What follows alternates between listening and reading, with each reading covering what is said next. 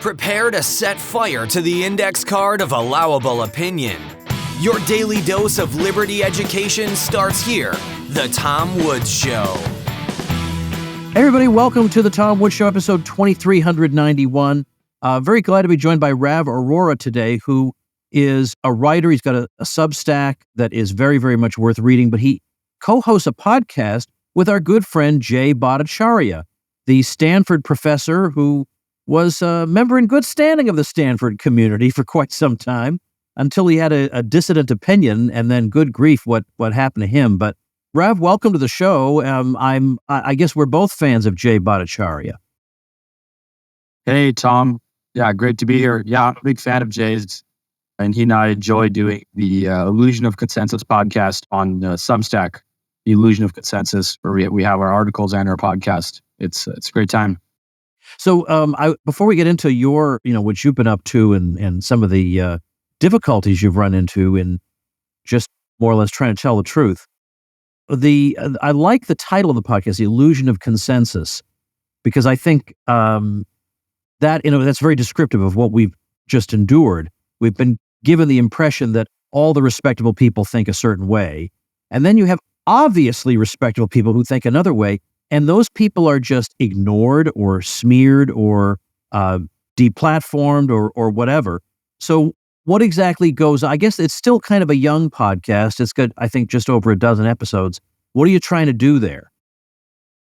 Yeah, at the Illusion of Consensus, well, we're doing exactly what the title indicates, which is dismantle, expose, and break down various areas of consensus, particularly with COVID, which is where many people like myself had a bit of an awakening from prior trusting all the lockdown, mask, and even having faith in the vaccine measures, only to then investigate some of these issues and realize that, well, in my particular case, the vaccines were potentially likely net harmful and had many issues associated with them. So the Substack is devoted to dismantling some of that consensus, whether it's talking about vaccine adverse events, vaccine efficacy, related topics on masks and lockdowns and such, but also increasingly my own investigations journalistically into the overprescription of ADHD, antidepressant, and anti-anxiety medications, which is of particular interest to me as someone who's very, very interested in mental health, someone who's suffered from some of those issues and has, a lot of trauma and a lot of mental illness in the family. Those issues are very, very interesting to me. And the more I've unraveled at the COVID fabric, the more I realize in other areas, there's a similar problem going on, when it comes to mental health as well. When you have something like ADHD or depression, oftentimes the mainstream establishment perspective and prescription on those issues is just like what we saw with COVID, in that it's far too simplistic, manipulative, driven by the pharmaceutical industry, and sometimes even dangerous, and not actually addressing the root cause, whether it's COVID. And we could talk about the obesity pandemic, which kind of underlied the COVID crisis, because here in America, in the US and the UK, we have a big obesity epidemic, but that was not talked about. Instead, it was everyone get the jabs, otherwise get out of your jobs. That was the big thing. So on our Illusion of Consensus Substack, which I hope people can subscribe to, that's what we're doing, is dismantling those various areas of popular but very pernicious consensus. What's your background? And you answer that however you like, philosophically, where you come from in the country, educationally, whatever you want to tell us. Yeah, so I'm in Vancouver, Canada, if you didn't know. Oh, I didn't actually. Yeah, so I'm not American. But I graduated from high school in 2019. And then right after that, my entry to journalism was when George Floyd happened. And I was always interested in racial topics and criminal justice. And so when I saw that, and I saw the whole abolish the police, defund the police stuff, then I kind of came in and started writing about it, and had a couple of viral essays in the New York Post, the Globe and Mail, Colette, a few other places that did really, really well. And that just suddenly I realized, like, oh, I can write and I can do journalism. And so I started getting a lot of traction. And then that's how I got into this whole mess. Well, by the way, how did such a young guy get published in places like the New York Post? I was thinking about this yesterday as I was listening to a couple of podcasts done by successful business people and kind of different insights that they had. Like one of the insights that I think I've come across is that I don't know what probability I want to put on it, but it can definitely be the case as my life has shown that a certain kind of boldness and ambition really interests certain people. And so that's how I've always been. I've always been very bold, and very ambitious, and very much out there and fearless and unafraid and contrarian. So when I'm pitching a couple of editors at the start, the New York Post, the Globe and Mail, Quillette, a few of these other places, I'm saying, hey, I'm 20, I have this perspective. I feel like, this narrative is wrong. Here's my perspective, and I have the data to support it. And I have some personal experience, when it came to in the New York Post and other places. I was writing a lot about identity politics in 2020 and how, diversity mandates and further our conversation on police and criminal justice and other issues was being broken down along racial lines, right? And that I thought was a step backwards rather than forwards. And I used kind of my own experience with experiencing racism as a kid to help readers understand that this direction we're going in of, white privilege and, having, the Black perspective and having the Black perspective on certain topics and having the indigenous perspective, et cetera. Like that whole language was a step in the wrong direction and not actually getting us to where we want to get to in terms of achieving equality of opportunity and improving our society. So pitching various outlets from that perspective of originality, boldness, fearlessness, and ambition really struck a lot of people with kind of just interest or inspiration. And so that's kind of how it started. So anyone listening, I encourage you to be bold in life and be fearless, because that's more and more proving to be somewhat successful in my case.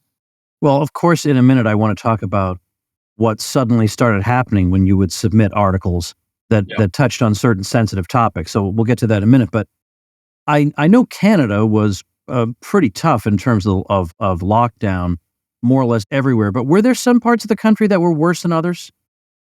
Yeah, I mean, where I'm at BC, it was particularly bad.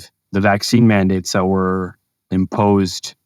I mean, we had lockdowns for a while, and we had mask mandates, and the vaccine mandates here were pretty bad. I mean, couldn't exercise at a gym without having your vaccine card. Large gatherings, weddings, restaurants, certain extracurricular activities. But more than that, you couldn't even escape. You couldn't get on a plane to leave if you disagreed with the policy. Yeah. So that was the federal mandate. So provincially, that's what was going on here in Vancouver. Yeah. Federally, I mean, it's crazy now looking back on it a bit. Like that's where we were. It's like, I couldn't leave the country. My parents are from India. They chose to be unvaccinated, and they couldn't go back home for a long time. My mom wanted to visit her relatives in India, and she didn't want to get the COVID vaccine, so she was landlocked effectively, which is quite outrageous and completely unexpected when it comes to the liberal government here in Canada, run by Trudeau, acting quite illiberally, quite honestly in totalitarian ways. It's interesting to me that in terms of allowing people into the country without getting the shots, that the United States was slower to drop that requirement than even Canada was. I wonder what's going on there. And what would have been? I'm surprised Canada lifted any of these things actually. Yeah. I think we lifted them the vaccine requirements. I think early this year, if I'm not mistaken, January. Whereas you guys lifted them up until you guys had them in place up until like May. Yeah, which is crazy. So like up until May, I couldn't come to your country because of Biden's policies, which was insane. And that's why you have the whole Novak Djokovic wanting to play tennis, and he's deemed some flight risk that you can't enter your country and play tennis. I mean, none of this made sense. And this is why you have, so much conspiracy thinking as well. Some of it that's vindicated, other that's, genuinely conspiracy and crazy, is that when you have leaders completely embarrassing themselves, failing, manipulating the public, treating people like little toddlers, openly lying and misleading about topics, that's what's fueled a lot of the so-called misinformation, some of which, or a lot of which has even been vindicated, when it comes to vaccine risk, mask mandates, etc.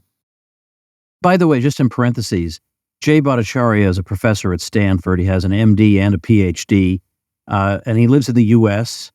So how did the two of you meet? Yeah, so we just met for the first time in San Francisco, like in person, actually. But it was a great dinner hosted by Substack founders. But he and I got in touch September of 2021, and this kind of relates to my story, which I've told a couple of times before, about how vaccine mandates were imposed in Canada, August of 2021. And then I, for the first time, actually started taking interest in this because suddenly me going to the gym, me doing my regular activities was dependent on me taking this vaccine. So I previously didn't really have a position on lockdowns and masks. I didn't really care. I mean, I knew I was safe. I knew my parents were safe at the time. But then I started looking into the COVID vaccine, and I saw the risk of heart inflammation, myocarditis that was being reported. And I was deeply alarmed and concerned and thought that these mandates were unethical, unscientific, and draconian, and fundamentally stripping us from our civil liberties and personal autonomy. And so, trying to make sense of all this, I saw Jay Bhattacharya on Twitter. He seemed to be making a lot of sense. So I just messaged him and said, "Hey, could we chat? I want to make sense of some of this." And he validated and confirmed a lot of my concerns, which the mainstream public health authorities in Canada and mainstream media were not confirming or validating, but actually deeming concerns such as the ones that I had, conspiracy theory and misinformation and right-wing propaganda and whatever. So Jay and I developed this collaboration where we were talking continuously over Zoom, WhatsApp, and then I was quoting him in a few articles. And so that turned into the basis for this collaboration, which is now the Illusion of Consensus Substack. It's interesting to hear you say that during much of the lockdown period, you were more or less indifferent to the policy. I live in Florida, and it really is true what they say about Florida. After the initial however many months, life really did more or less go back to normal, other than there were way more masks in Florida than I think people think. I live in Central Florida, and masks were everywhere. The Panhandle was pretty unmasked for most of the time, but there were masks everywhere. But other than that, and I know that's a big other than that, but still, you were able to do more or less what you wanted. And, there was live music, there was theater, all this stuff was going on with no problem. And yet, even though I got to have that and a lot of other people didn't, I still felt quite a bit of sadness and frustration, even despair, and thinking that, wondering if normal life would ever be resumed, and travel and normal communication and human interaction would ever be resumed. Was it that you weren't worried about that, or was it that you felt like the danger was so great that it was frivolous even to worry about these things? I was worried about a lot of things, but particularly in 2020, when George Floyd happened, that was at the center of my attention. And that's how I kind of rose as a journalist, was first writing about George Floyd and the riots and protests and calls to defund the police, and then the acceleration of identity politics and implementing racial quotas. I mean, that's what I was doing in 2020. Was writing a lot about the culture war and a lot about criminal justice. And you saw all the politics and hypocrisy around that, right? I mean, epidemiologists first saying that anti-lockdown protests are going to kill grandma. They're incredibly dangerous and harmful. But then when George Floyd happens, dozens or maybe even hundreds, I can't remember how many epidemiologists signed on this letter, but it was a very large number of well-known epidemiologists signed onto a letter saying that not only are these protests against white supremacy and police injustice warranted, but are actually necessary, and racism or white supremacy is a greater threat to public health than COVID is. So, at that time, it's crazy to think, how experts embarrass themselves at that time. But that's what I was focused on at that particular moment, because, for that amount of time, the conversation on COVID was kind of frozen, and you had people like Peter Hotez and others that were, suddenly focused on, protests, being warranted, and that was at the, front page of the New York Times and CNN. So, those were my concerns for quite some time before vaccine mandates were imposed, and then suddenly my livelihood was significantly impacted, right? Because then I can't go to a gym, and again, large gatherings, weddings, landlocked, can't go to India, can't come to your country, etc.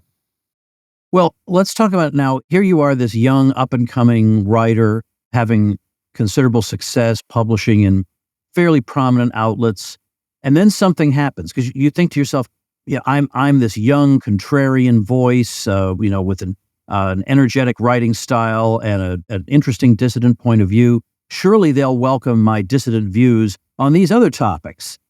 And that I read your article on the subject, and it turns out that was not actually the case.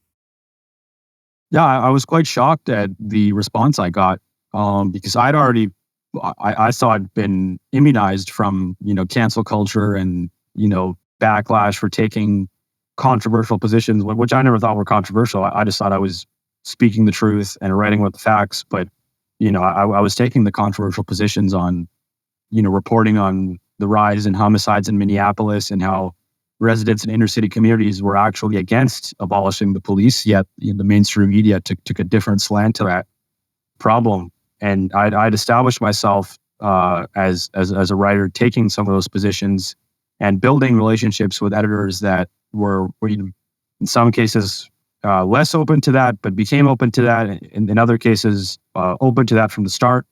So I built up this reputation and was on this path of trying to find the truth, no matter where it would lead me. But then when vaccine mandates were imposed, I started investigating it, writing about it, looking into side effects, efficacy, talking to Dr. J and other individuals like Dr. Vinay Prashad. Then I was pitching stories to a number of editors, and I've deliberately not mentioned them or mentioned the outlets to avoid any crazy conflicts or any kind of hostility. I genuinely was disappointed and frustrated, and wasn't making basically any money for a while because the message was clear. We're not going to publish this, right? Well, let's get specific. What exactly were they not going to publish and why? Because they told you. Yeah. They said, we're a pro-vaccine publication. We're promoting the vaccine. We're not going to publish this. This may drive anti-vax hysteria. This may be dangerous to the public. This may discourage people from getting vaccinated, etc. Like that was the narrative, and the stories I was pitching, to be precise, was on vaccine side effects, particularly myocarditis, or just generally the ethics of mandating an experimental vaccine in some cases, and in other cases, trying to write about some of the controversy surrounding Joe Rogan, Novak Djokovic, Kyrie Irving. I was, when you're a freelance journalist, you try to come up with different ways to get your writing out there, and oftentimes you need to pick something in the news, something that's getting a lot of attention, and using that to expose a deeper topic and go into some depth on a very important subject. And I was doing all those creative things, but I was hitting a wall repeatedly, including places that I thought would allow dissent on this topic. But here I was, vaccine side effects, no; mandates, no. And so that's what led to the migration on, the illusion of consensus. What was honestly not necessarily like I wanted to do it right away. Now I'm loving it, and I enjoy the community there and writing freely on the illusion of consensus Substack. But me being pushed towards independent journalism on Substack was a product of being continually rejected, and what I felt kind of my creativity and my pursuit of the truth suppressed on these topics. Hey everybody, a quick message from our friends at Policy Genius who sponsored this episode. If you have a family like I do, you know how much your loved ones depend on you, and if anything should happen, you do not want them worrying about money. Now, you may have coverage at work, but that's almost certainly going to be insufficient, and it doesn't follow you if you change jobs. Now, one reason a lot of people don't get life insurance is they think they can't afford it. That's why I didn't at first. I thought, well, how could I possibly get, quote, $1 million worth of insurance? That sounds crazy. But then you actually price it out and you realize, wait a minute, I can afford it after all, and it gives you enormous peace of mind. Well, it's even easier to do it now because you have the help of Policy Genius. With just a few mouse clicks, you can be comparing quotes from top insurers and getting the best package for you. As a matter of fact, with Policy Genius, you can find life insurance policies that start at just $292 a year for $1 million of coverage. Some options offer same-day approval and avoid unnecessary medical exams. They work for you, not the insurance company, so they don't have an incentive to recommend one insurer over another. You can trust their guidance. They have thousands of 5-star reviews on Trustpilot and Google, so check them out. Your loved ones deserve a financial safety net. You deserve a smarter way to find and buy it. Head to policygenius.com or click the link in the description or on the show notes page to get your free life insurance quotes and see how much you could save. That's policygenius.com. Would you say that a lot of these outlets have maybe liberalized their opinions by now, given that I think the shots might not have quite lived up to the promises that were made about them? And maybe there's something, because a lot of people are talking now about the myocarditis problem, about quote unquote rare breakthrough infections, about the, whatever. There's plenty of stuff on this now. Are they allowing it now? From my own experience, I'm not really going back and trying to do those articles for those publications. It's honestly, for a while, and still to an extent, it's kind of like you didn't want that. You want to adhere to this kind of religious narrative, and you can keep doing that. I'm on my own now at this point. With respect to what I sense from the media right now at this point, I mean, I'm not exactly sure if there's been any dramatic changes. I mean, I remember last year during the bivalent booster campaign in the Biden administration, the bivalent booster shot, which was the updated vaccine, which had which was targeted to the original strain, but also the newer one at that time. And it was tested in like 12 mice, and the FDA viewed that as adequate testing to push on. Actually, I think you're giving them too much credit. It was only 8 mice. It was 8. Yeah, 12 mice. Well, maybe I'll think about it, but 8, Yeah. Well, and by the way, that whole argument about you would be fueling vaccine hesitancy by publishing an article like this has been used to justify suppressing stories that the government and the media admit are true, but that if these stories of vaccine injuries get out, that could fuel vaccine hesitancy. So we really want to try to steer people away from stories like that, even though they'll just openly admit, yeah, that's a true story. I mean, that's deranged. Let people make up their own minds on the basis of the evidence they can gather. Yeah, there's a strange kind of, really like tyrannical kind of mindset or assumption that you have to treat the public as like little children. You have to talk down to them. We can't have a nuanced conversation. We can't talk about the complex risk-benefit analyses on mRNA vaccines, masks, or ivermectin, or whatever. We have to call ivermectin horse paste, right? It's horse dewormer, because we can't have an honest conversation about risk-benefit. I mean, we can't even say like, well, maybe we need more evidence on this or more studies. It might be effective. We just have to call it horse dewormer, right? And you have like the FDA tweeting out something completely stupid and asinine about, this is for horses, not for people or something, right? I mean, most people don't really understand the complete capture of places like the FDA. I mean, in late 2021, I wish more people knew about this, but this was in the Washington Post, which platformed a co-written op-ed by 2 leading FDA officials that resigned from the vaccine approval committee because of the organization's zealous push for the booster shot in young, healthy people. They didn't feel like it was the right decision, right? So they left the FDA, right? That's what's become of the FDA. And then they approved the bivalent shot last fall, not only, by the way, adults or elderly people, but for kids down to 6 months old.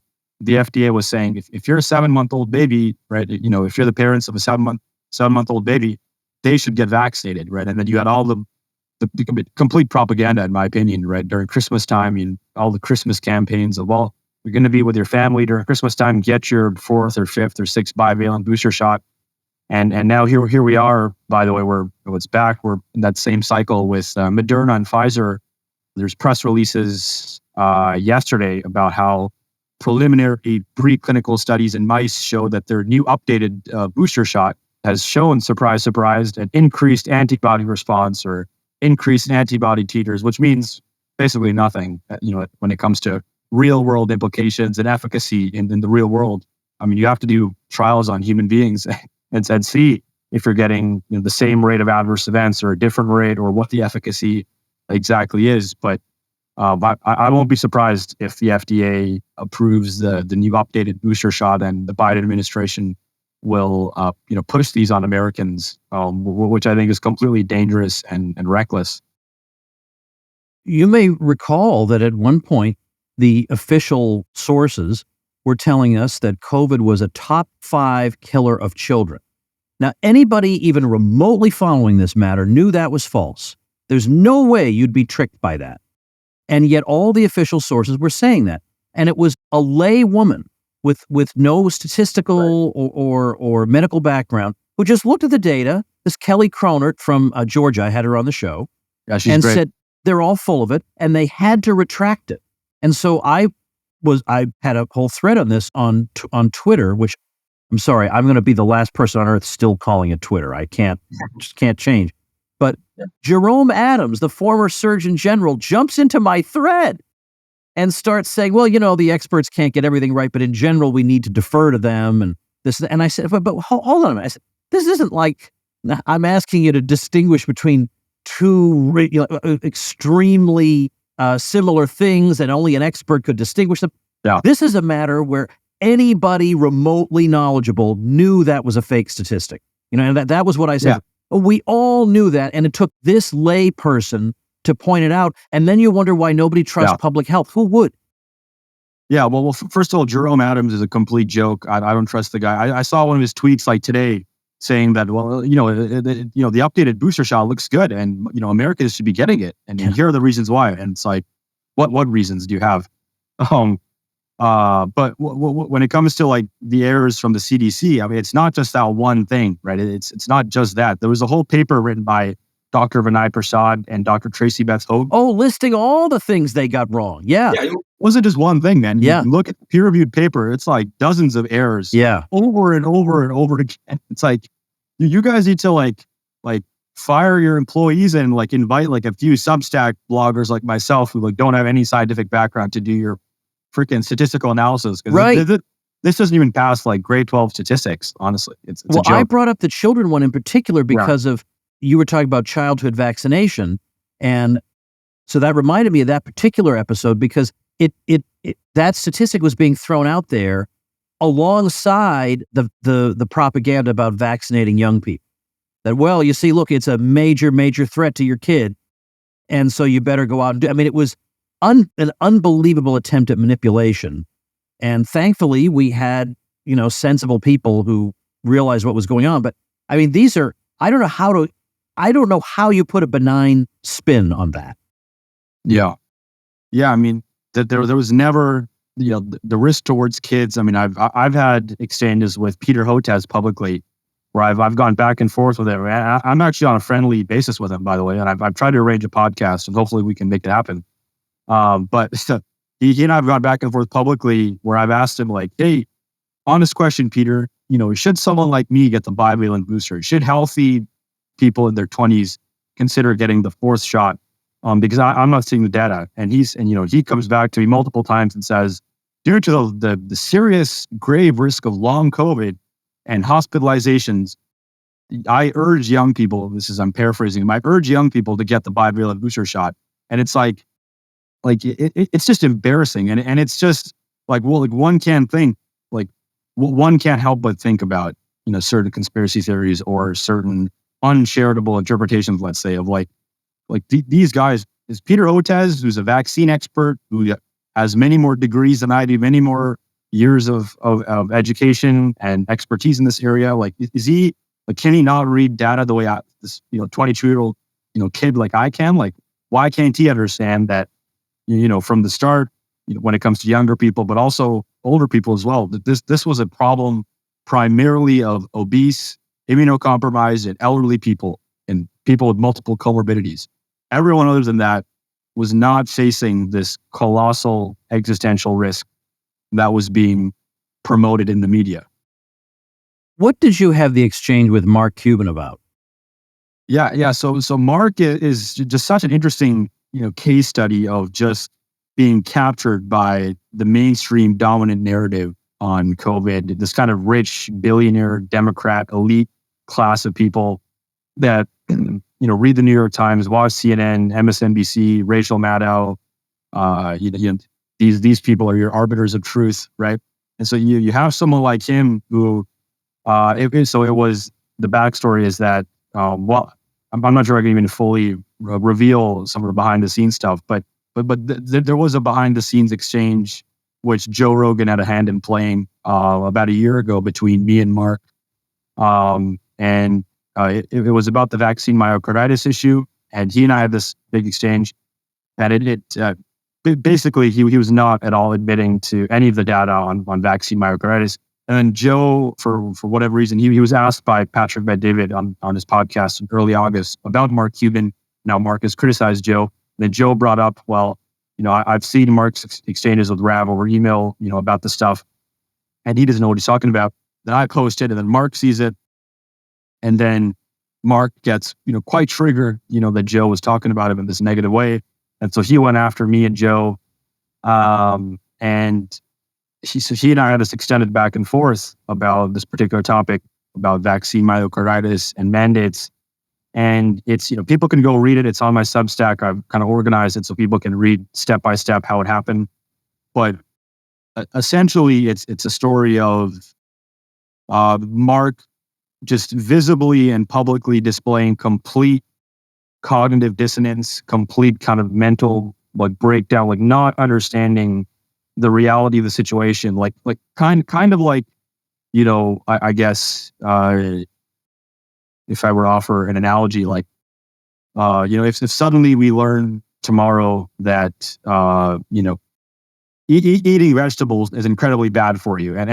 Actually, there's some people that argue that, by the way, Dr. Paul Salad, the carnivore diet, etc. But let's say that there's an overwhelming consensus tomorrow, eating vegetables is incredibly bad for you. Stop eating your fruits, stop eating your kale and your carrots and whatever you eat, stop, because it's really dangerous for you, right? That's kind of where Mark was operating from, is that all his priors were New York Times, CNN, FDA, CDC, and I'm presenting to him a perspective on that level, right? Because for him, New York Times and CNN is gospel, right? Just in the way we have certain priors that, are defensible and are true. And for him, when it came to vaccines, those were his kind of biblical, beliefs that be safe and effective for everyone. Vaccine side effects are completely rare. They're not a big deal. They're mild, goes away quickly, all this kind of misinformation.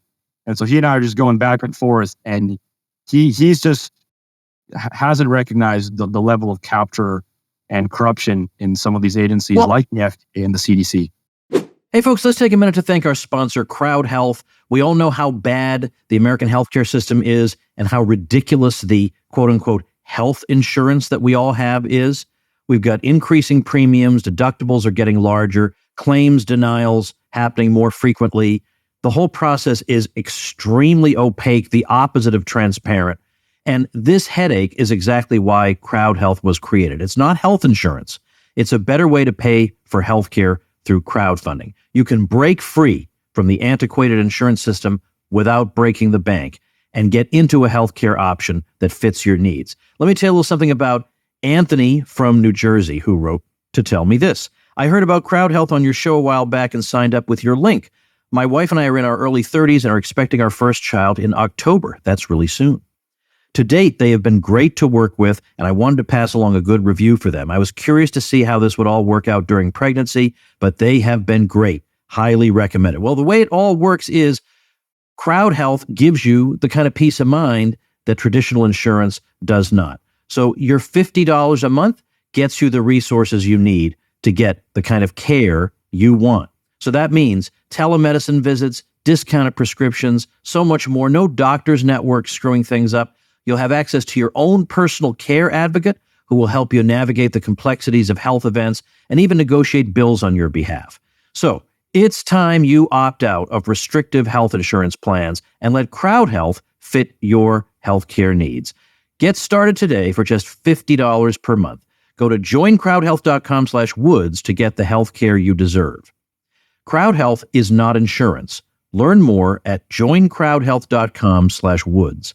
That's joincrowdhealth.com/woods.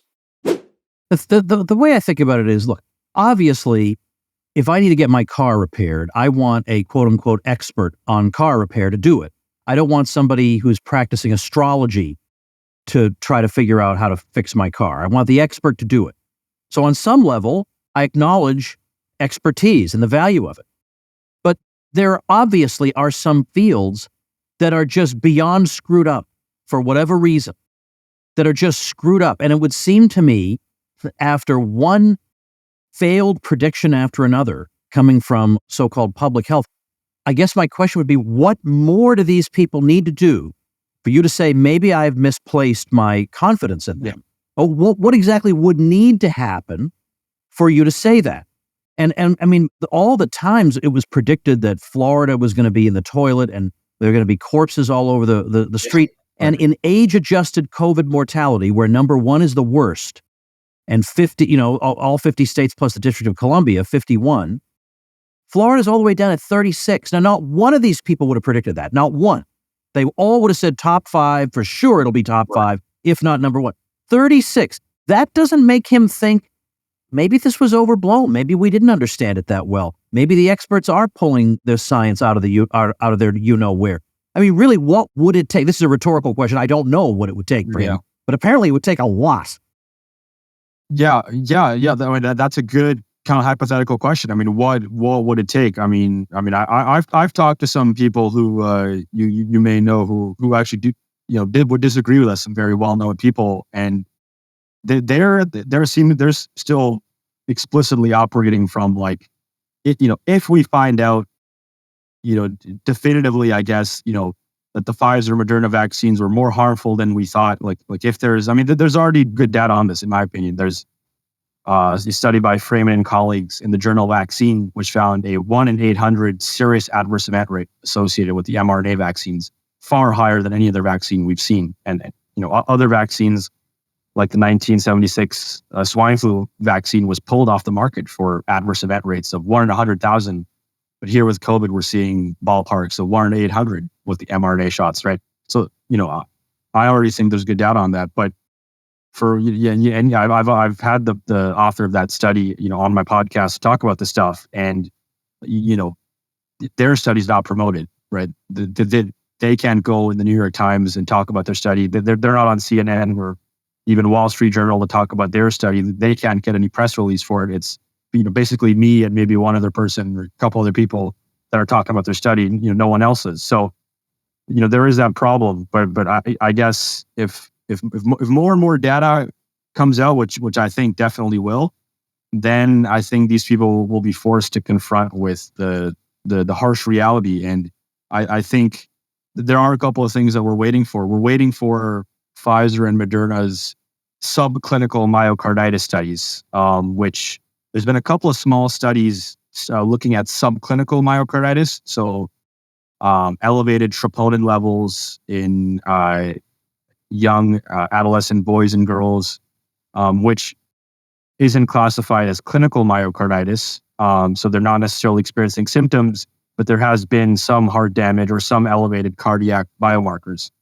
And there's one study from Thailand, because apparently we can't run these studies, so Thailand runs these studies, and I've written about this before, and they showed a 2 to 3% rate of subclinical myocarditis. Small study, like a couple hundred kids.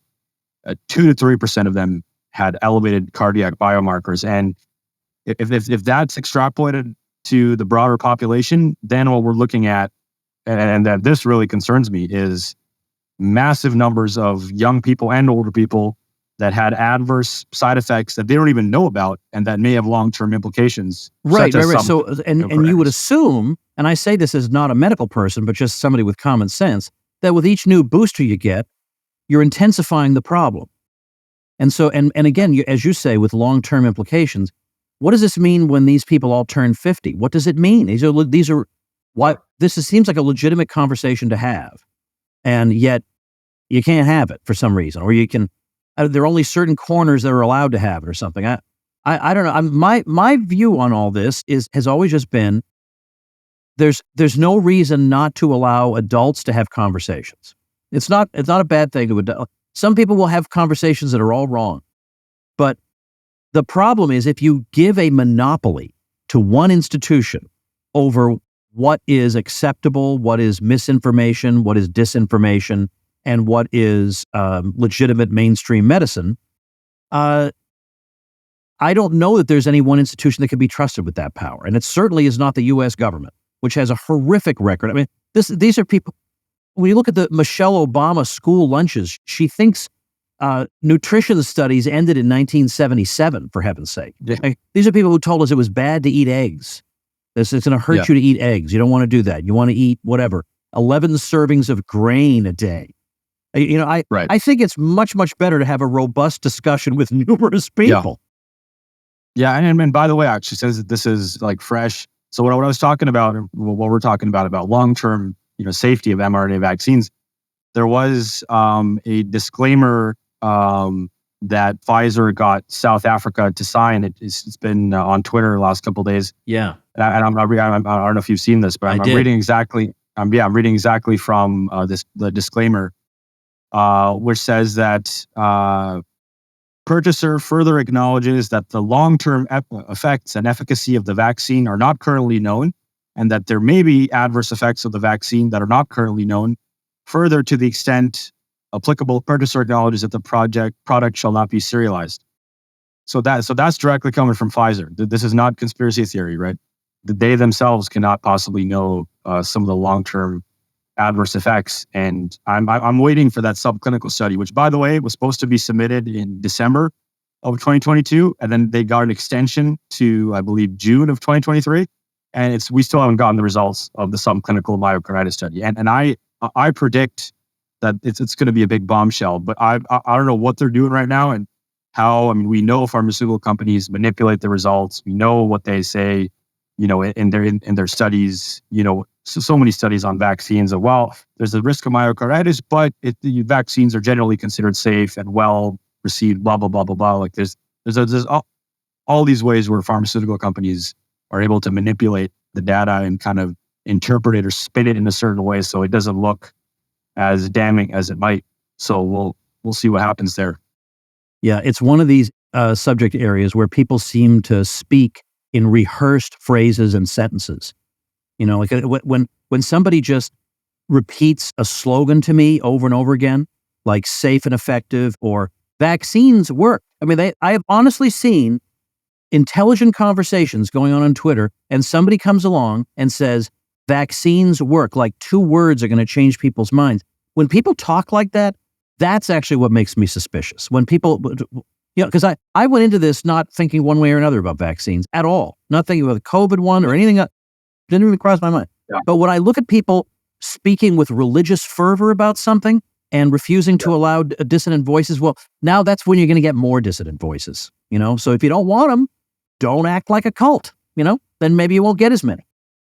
Yeah.